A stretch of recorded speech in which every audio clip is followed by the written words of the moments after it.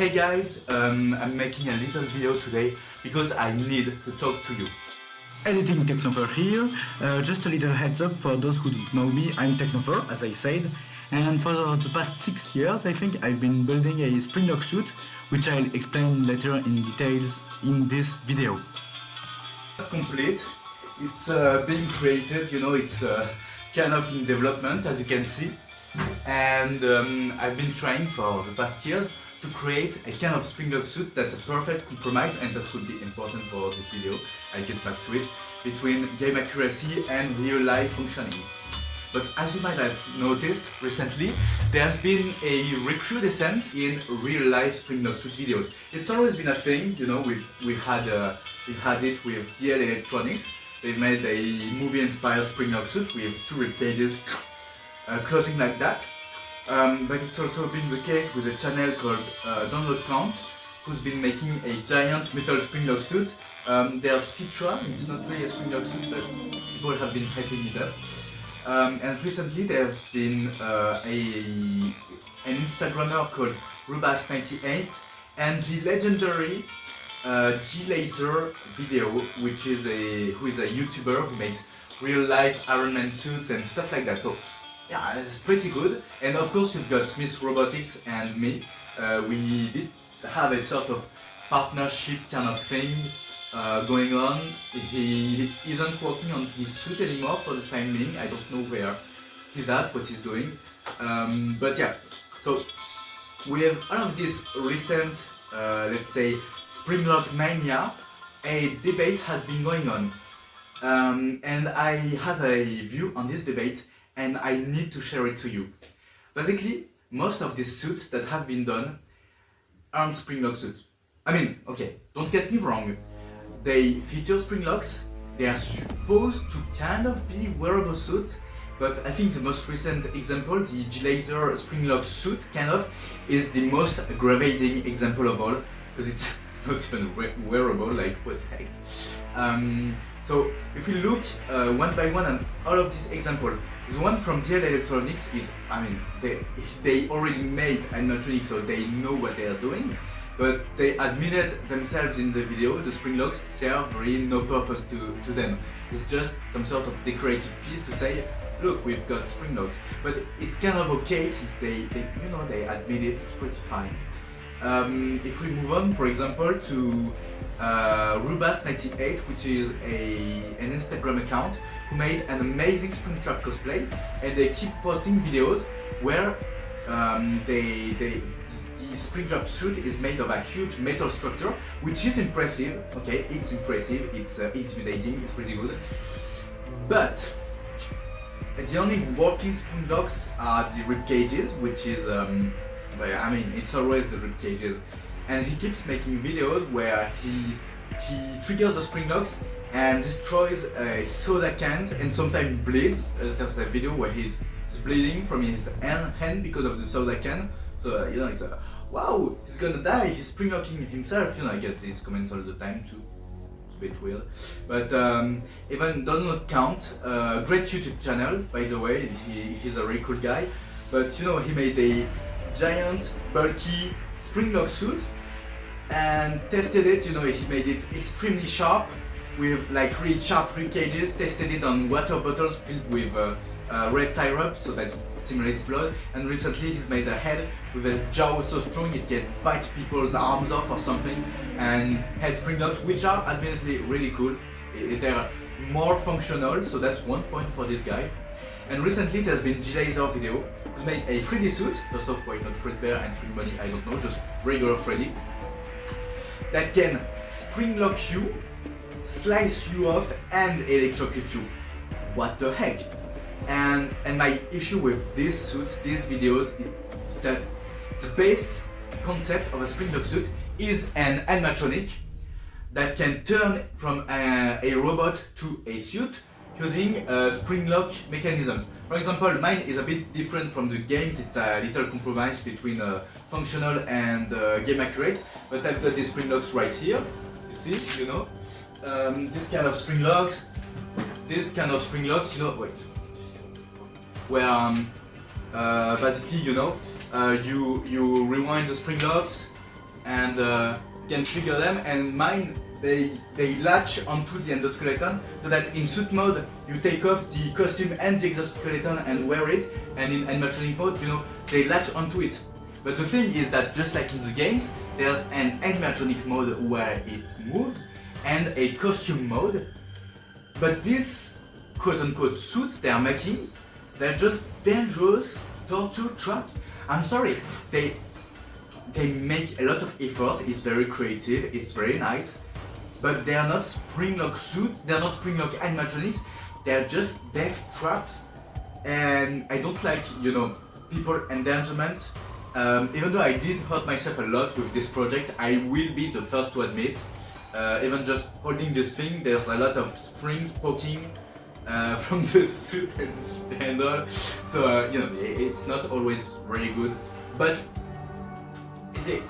it's the kind of videos that want to be so sensational, like, look, I made a real dangerous springlock suit that can kill you, that they don't really think more than that, they don't think beyond that. It's just like, yeah, it can kill you, electrocute you, shock you, kidnap your entire family, bring an end to the American government, whatever. But it's not an animatronic. There's no animatronic part. Rubas made animatronic eyes in his springlock suit, really nice, but where's movement? How can it move?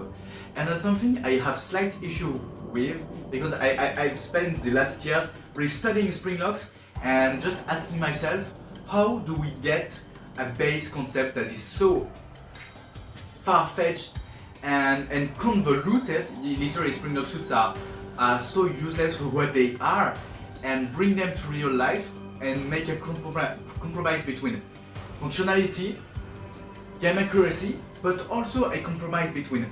This is interesting because it can horror concept, you know, it can kill people and all, you know, play a bit on that because that's what the fans want, you know. And this is interesting because it's new, it's innovative, and it's useful. And it's something that I'm trying to do with my channel. It's take that concept which everybody just agrees is a bit stupid, you know, like, he made a springlock suit, he's gonna die in it, there's no purpose, you know, it's a lot of research and development for something that's maybe not that useful, you know. It's like animatronic that can turn into a suit when you can have a suit and animatronic. And I'm trying to redeem, in a sort of way, the image of springlocks by making a suit that's functioning, like functional, realistic, and useful, and that's kind of the whole point of this channel for the moment. I don't have any other really big project aside from the animated series, but whatever. And that's why it's a bit aggravating to me that there's all of these springlock suit videos and you're like, did they adapt the mechanism? No, they just made spring-loaded knives in a furry suit. And once again, props to the people that make that. Rubas is a really skillful person, their cosplay is amazing. Download count is getting better by the day. Cheers to you, bro. The chip tide, I forgot to mention the chip tide, but I'll come to it after. And G-Laser video is G-Laser video, he's the GOAT. I don't think I can criticize him objectively on any other of his projects. But there's just a sort of lack of understanding that makes it a bit hard for people to take the concept seriously. Because you're going to call me crazy, but I think, and I'm dead serious, I think that springlocks can be a useful, good technology in the animatronic field. I mean it. I really mean it, and I have so much ideas to take that concept. Because like, for now it's just a boogeyman, it's like, oh, he made a springlock suit, he's gonna die. Take this and make something good out of it, you know? Take the good out of things that otherwise would be bad. And these other channels, they just take the bad of something that could be good and amplify it and say, you know what? It doesn't just stab you, it electrocutes you. And it's impressive to see the ballistic dummy getting crushed and all. It's even more gruesome than in the movie somehow. But why? There's no purpose. I mean, it's fun. It's silly. You share it between friends. But what? That's it? You just made a torture device? You create the Torment Nexus from the famous book do not create the torment nexus and why? Okay, and I want to go also to the chip tide. Okay, so the chip tide is I think it's a real engineer, I'm not sure, I don't remember, who's trying also to decipher springlock suits and make his own, but this time without springlocks. It's just an animatronic that can work as a suit, and honestly, props to him. He's making good progress, he's doing something that's pretty cool. Honestly, I wish him a lot of luck. If any of the people I'm talking about watch this video, once again, full respect to you, you guys are awesome. My issue with the ship tide is just that it feels too safe. Okay, he's not adapting it straight like the game, okay, but that's my only criticism. Aside from that, it's pretty cool to have a real mechanical engineer to do things like real mechanical engineers will do. I'm not a mechanical engineer, I'm 19, I haven't finished studying, I'm just a teenager in a small room with 2 3D printers, one not working, big dreams, small channel, and that's it, you know, I'm just that for now. I mean, you could help me be a bit more than that if you want it, it's really up to you, but you know, but he's doing great. But just to get back onto the topic one last time, because I have to go right after, these people make amazing things, but it feels like they don't understand springlocks fundamentally, and I feel like the franchise itself, maybe even in Secret of the Mimic, doesn't understand springlocks anymore.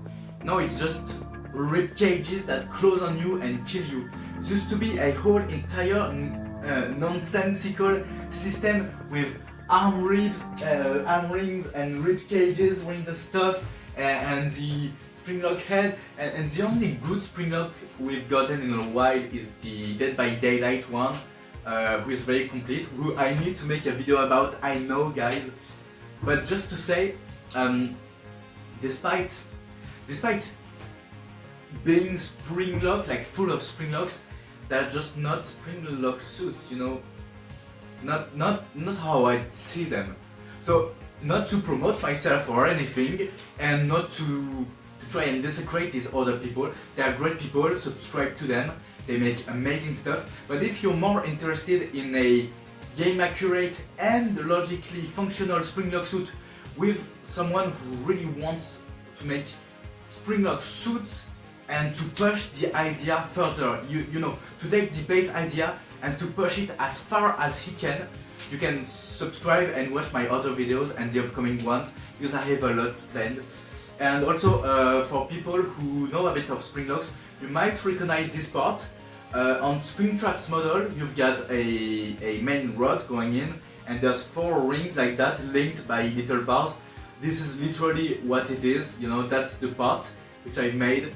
You can see 4 little spring-loaded arms that latch onto the endoskeleton arm. So that's kind of what kind of things I'm up to and stuff. So yeah, all of this video to say, if you're one of these 4 or 5 people who make springlock suits in real life, I dare you to please, and I insist, please, just go a bit farther in the concept.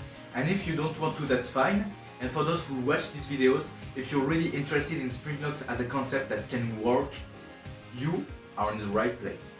This was Technopher. I will be glad to make other videos for you, but for now I don't have the time because I work in apprenticeship. Goodbye.